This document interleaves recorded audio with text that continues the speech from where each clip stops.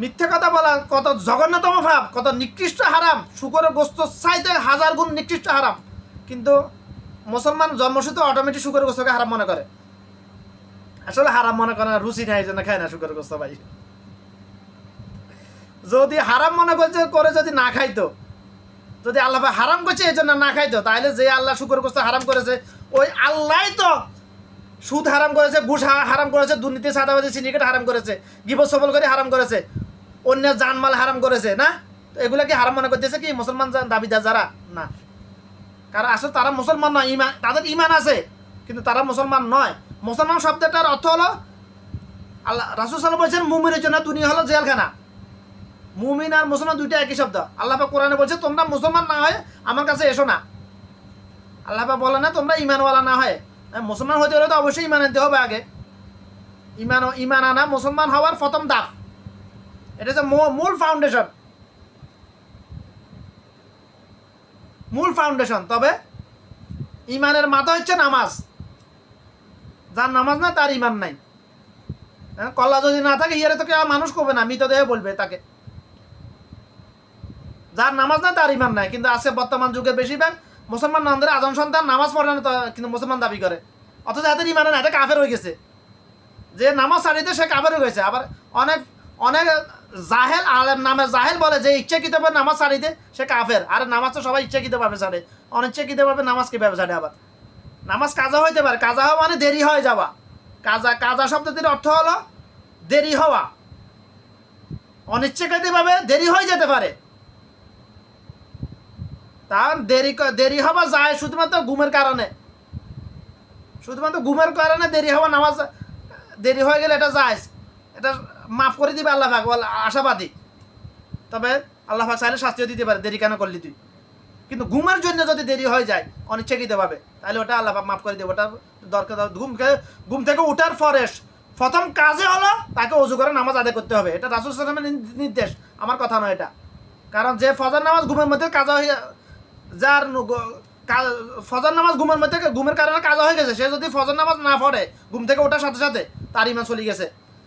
জোরে আজান দিলে তাকে আগে ইমান আনতে হবে, তারপর নামাজ পড়তে হবে। নাহলে তার সারা জীবন যদি সে নামাজ পড়ে কপাল কালো করে ফেলে, তার আমল নামায় কোনো নেকি লেখা হবে না, তবে গুনাহ লেখা হবে। ভাই আমরা মুসলমানরা তো মনে করতেছি, মুসলমান নামদারি আদর্শগুলো কি মনে করতেছে, আরে ইমান যায় কেমনে? আবার ইমান তো রসেমিটি ডালাই করে দিছে। আমার মা বাপ দাদা মুসলমান, আমি তো মুসলমান। আমরা মনে করি ইমান জন্মসূত্রে পাওয়া যায়, ইমান ওয়ারি সূত্রে পাওয়া যায় না, জন্মসূত্রে পাওয়া যায় না। ভাই আমার বাপ যাদের সেকেন্ড ক্লাস ড্রাইভার ছিল, আমি যদি বলি আমি ড্রাইভার, হ্যাঁ আমি ইঞ্জিন মেকানিক, আমার বাবার সাথে ভালো কাজ জানি, কিন্তু আমার সার্টিফিকেট নাই, এখনো বানাই নাই আমি যদি বলি আমি ড্রাইভার, আমাকে কেউ ড্রাইভার বলতে স্বীকৃতি দিবে না। আমার বাপ ড্রাইভার, আমি কি ওয়ারি সূত্রে ড্রাইভার হয়ে গেছি? হইতে পারি নাই। আমি ওয়ারি সূত্রে ড্রাইভার না, আমি ইলেকট্রিশিয়ান। আমার সন্তানকে ওয়ারি সূত্রে ইলেকট্রিশিয়ান হইতে পারবে না? তাকে প্র্যাকটিক্যাল করতে হবে, থিওরিক্যাল পড়তে হবে, প্র্যাকটিক্যাল করতে হবে, কাজ করতে হবে। সে তাদেরও একই অবস্থা। মুসলমান দাবি করলে হবে না। মা বাপ মুসলমান হলে মুসলমান হয়ে গেছে এটা দাবি করলে হয়ে যাবে না। মুসলমান হওয়ার জন্য আগে থিওরিক্যাল পড়তে হবে, অর্থাৎ কালাম আল্লাহ পড়তে হবে, বুঝতে হবে, তারপর প্র্যাকটিক্যাল ফাই করতে হবে, করে দেখাইতে হবে, তখন মুসলমান দাবি করতে পারবে। দাবি করার দরকার নেই তো তুমি মুসলমান হয়ে গেছো, দাবি করা তোমার ছিলানোর দরকার নেই তো আমি মুসলমান। তবে আমি মুসলমান এটা মুখ দিয়ে সারাদিন 1000 বার এটা জবলেও তুমি মুসলমান হবে না যদি প্র্যাকটিক্যাল মুসলমান না হও। যদি তোমার নামাজ না থাকে, যার নামাজ নাই তার ইমান নাই, এটা মানলেও সত্য না মানলেও সত্য। কথা আমার না, রাসূল সাল্লাল্লাহু আলাইহি ওয়াসাল্লামের কথা। যেটা রাসূল সাল্লাল্লাহু আলাইহি ওয়াসাল্লামের কথা ওটা আল্লাহর কথা।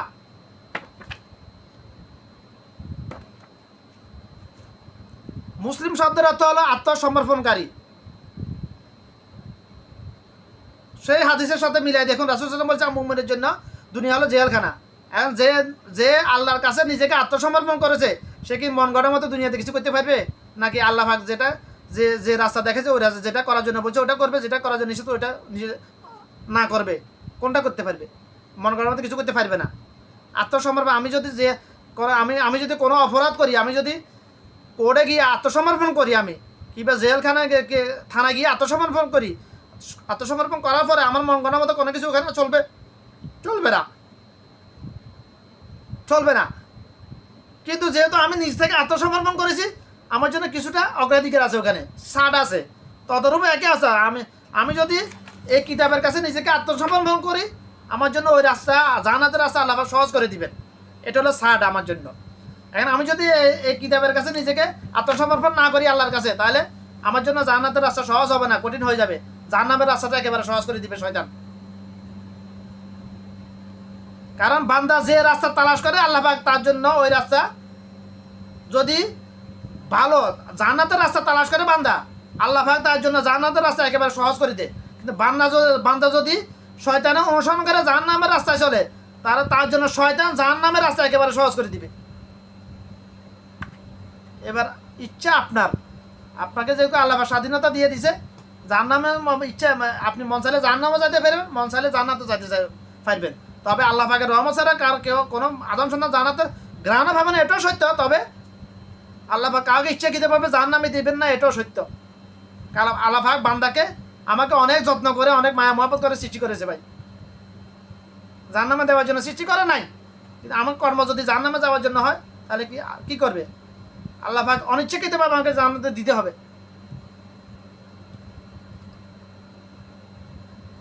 তো সর্বোপরি যেটা বলতে চাই, প্রত্যেক মুসলমান নারীকে আলেম হতে হবে, কালামালা আলেম হতেই হবে। এটা বাধ্যতামূলক, এটা ফরজ। এবং প্রত্যেক মুসলমান নারীর ঘরে, মুসলিম পরিবারে এই দুইটা কিতাব থাকা এটা ওয়াজিব।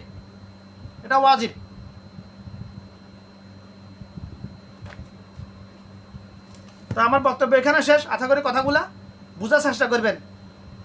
কাউকে অন্ধ অনুসরণ করবেন না। অন্ধ অনুসরণ করার জন্য দুনিয়ার কাউকে অন্ধ অনুসরণ করা জায়েজ নাই, একমাত্র রাসূলুল্লাহ সাল্লাল্লাহু আলাইহি ওয়াসাল্লাম ব্যতীত। রাসূলুল্লাহ সাল্লাল্লাহু আলাইহি ওয়াসাল্লাম ব্যতীত অন্ধ অনুসরণ করা জায়েজ, দুনিয়ার কাউকে জায়েজ নাই, হারাম।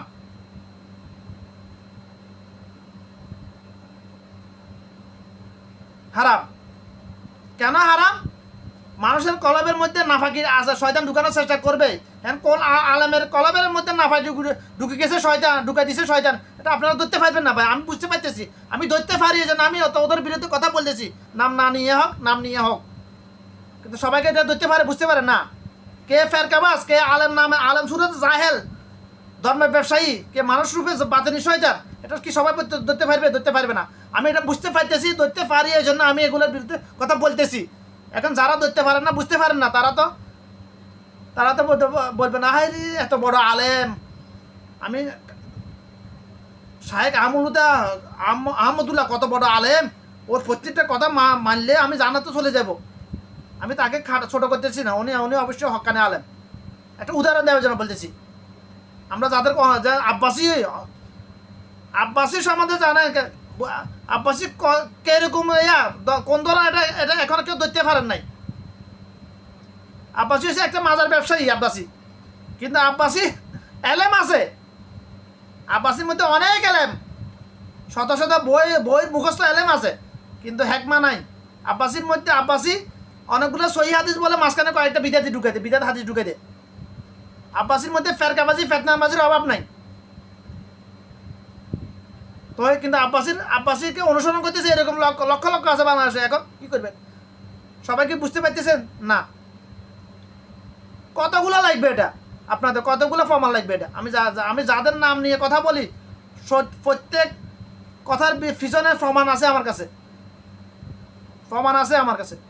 এই প্রমাণগুলো, তথ্যগুলো সংগ্রহ করার জন্য আমি বিগত 6-7 বছর আগে থেকে আমি এগুলো তথ্য সংগ্রহ করতেছি। আমার 14-15টা গ্রুপ বানাইছি, শুধুমাত্র এগুলো মেমোরিতে তো সংগ্রহ করা সম্ভব নয়। কম্পিউটারে মেমোরিও ফুল হয়ে যাবো, মোবাইলতে বদ্ধ কথা। এই জন্য গ্রুপ বানায় গ্রুপের মধ্যে রাখছি এগুলো। কাকে ইনভাইট করি না গ্রুপগুলোতে, শুধুমাত্র তথ্য সংগ্রহ করে রাখার জন্য। যত আলেমের লেফাজারি মানুষরূপী বাতিনি শয়তান বাংলাদেশের সবাই তথ্য আমার কাছে আছে। তো নিজেকে পাবলিসিটি করার জন্য বলতেছি না, আমি বলতেছি না আমার কথা আপনারা শুনেন। আমি বলতেছি আল্লাহ কালাম আল্লাহ জানেন, বুঝেন, মানেন, বাস। এটাই আমার চাওয়া সবার কাছে, এটাই আমার সবার কাছে আবেদন ভাই। আমার সকল দিনী ভাই বোনদের কাছে আমার এটাই আবেদন, আপনি নিজে কালাম আল্লাহ পড়েন, বুঝেন, মানেন, বাস। আপনার জন্য এতটুকু যথেষ্ট জান্নাতে যাওয়ার জন্য ইনশাল্লাহ। যদি জান্নাতে যাইতেন স্যার, জাহান্নামে যাইতে চাইলে জাহান্নামের রাস্তা সহজ করে দিবি শয়তান একেবারে। যদি কোনো আদম সন্তান যদি জান্নাতে যাওয়ার চেষ্টা করে তার জন্য আল্লাহ পাক জান্নাতের রাস্তা একেবারে সহজ করে দিবে। বাস সিধাই প্র্যাকটিক্যাল প্রমাণ আছে আমার কাছে অনেকগুলো, কয়টা লাগবে।